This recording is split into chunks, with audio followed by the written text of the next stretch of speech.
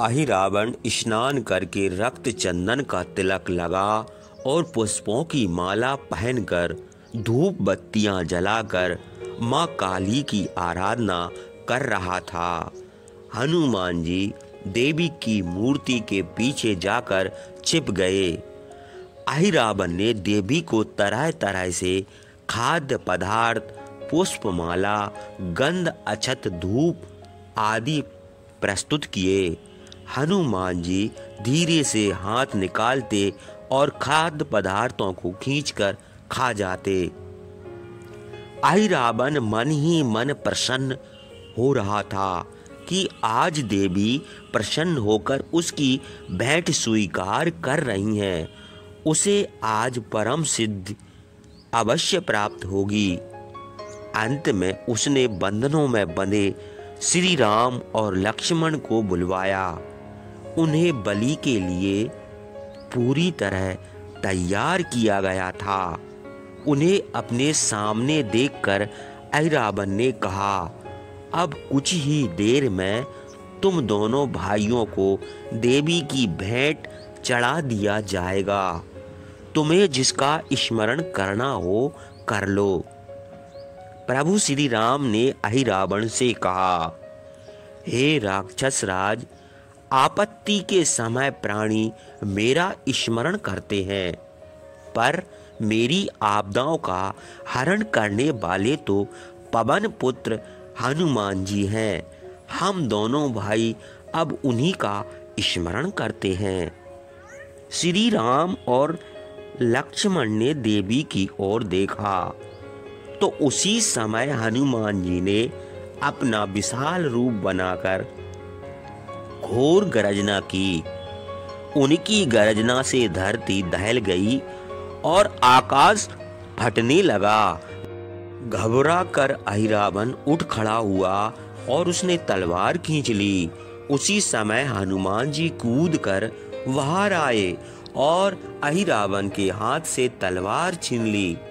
उन्होंने प्रभु श्री राम और लक्ष्मण को उठाकर अपने कंधे पर बैठा लिया। हनुमान जी के रौद्र रूप को देखकर अहिरावण कांप उठा।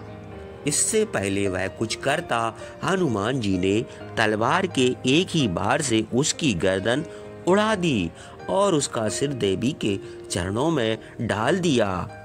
अचानक हुए इस हादसे को देखकर वहां उपस्थित सैकड़ों राक्षस हनुमान जी पर टूट पड़े, परंतु हनुमान जी ने उन्हें पकड़ पकड़ कर मारना प्रारंभ कर दिया।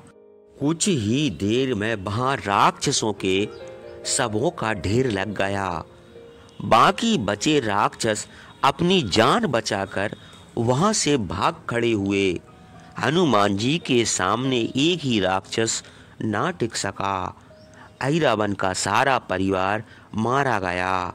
बाद में हनुमान जी ने जब मकर ध्वज को होश में लाकर उसका परिचय प्रभु श्री राम से कराया तो प्रभु ने कहा, वत्स हनुमान, सर्वप्रथम तुम मकर ध्वज को पाताल का राज देकर उसका राज तिलक करो, उसके बाद ही हम यहाँ से चलेंगे।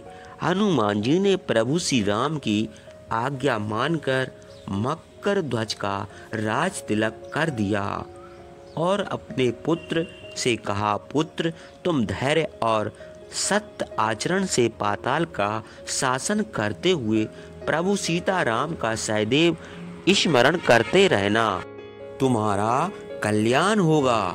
मकर ध्वज ने प्रभु श्री राम, लक्ष्मण और अपने पिता के चरणों का स्पर्श करके माथे से लगाया और उन्हें वहां से विदा किया। हनुमान जी प्रभु श्री राम और लक्ष्मण को अपने कंधे पर बैठाकर दुर्गति से लंका जा पहुंचे। प्रभु श्री राम, लक्ष्मण और हनुमान जी को वापस सकुशल आया देखकर उदास मुख बैठे बानरों के चेहरे खिल गए और उन्होंने जय श्री राम का तुमुल घोष किया। प्रभु श्री राम ने कहा, जय मेरी नहीं, अंजनी पुत्र हनुमान जी की बोलो। आज ही उन्हीं के कारण हमारे प्राणों की रक्षा हुई है। प्रभु की वाणी सुनकर हनुमान जी ने कुछ कहना चाहा, पर प्रभु ने आंखों के संकेत से उन्हें चुप कर दिया। तभी सारे वानर समाज ने बोल बजरंग बली की जय, पवन पुत्र हनुमान जी की जय, अंजनी पुत्र महावीर की जय के नारे लगाए। उस जयकारे को सुनकर लंकापति रावण का हृदय दहल गया। तो भक्तों, कैसी लगी हमारी आज की प्रस्तुति?